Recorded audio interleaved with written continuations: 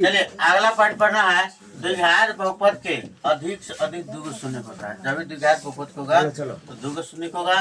त्रिघात बहुपद के कम से कम कितने शून्य होगा? 3 गो। अब हम आगे पढ़ना है alpha comma beta comma gamma.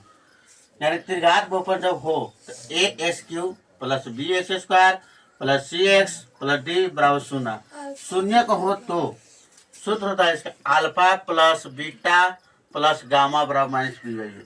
नीचे alpha plus beta into alpha plus alpha into gamma बराबर सी बाई है। अब अल्फा इंटू बीटा बराबर माइनस डी बाई है। अगला पॉइंट है एक बहुपद पी एस के शून्यंक उन बिंदुओं के एक्स निर्देशांक होते हैं जहां y बराबर पी एस का ग्राफ एक्स अक्ष हो तो प्रतिच्छेद करती है। अगला पॉइंट है विभाजन एल्गोरिथ्म के अनुसार दिए गए बहुपद को पी एक्स और शून्यतर बहुपद जी एक्स के लिए दो ऐसे बहुपद जो क्यू एक्स तथा आर एक्स का अस्तित्व है। जैसे देखिए आर एक्स बराबर g x into g q x plus r x, यानी आर एक्स बराबर 0 मान लिए। आर एक्स बराबर 0 हो तो घात अल्फा का यानी घात अल्फा का एक्स और उसके यानी घात इससे 12 होगा इसका एक्स का, एक्स से 12 होगा जी एक्स का मान। कर रहे हैं बहुपद। क्या करना है? बहुपद। यानी रैखिक बहुपद क्या होता है? तो रैखिक बहुपद का मतलब होता है कि जिसका घात 1 हो उसे हम रैखिक बहुपद कहते हैं। जैसे में 3x इसके पावर 1 नहीं रहता है तो उसी को पावर को 1 बोला जाता है।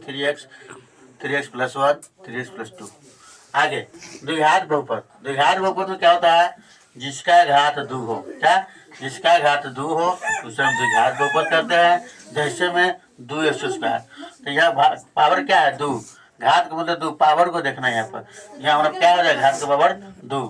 3x square plus 1 2 root 2 x square plus 5x plus 1, तो मेरा घात क्या हो जाएगा? 2 हो जाएगा।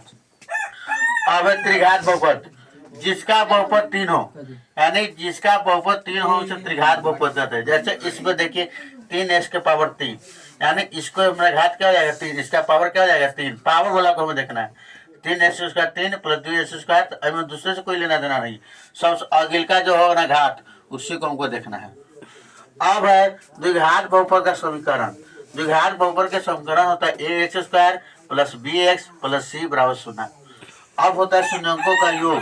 तो शून्यंकों का योग होता है अल्फा प्लस बीटा बराबर minus b by a, x का गुणांक बटा में एक्स स्क्वायर का गुणांक।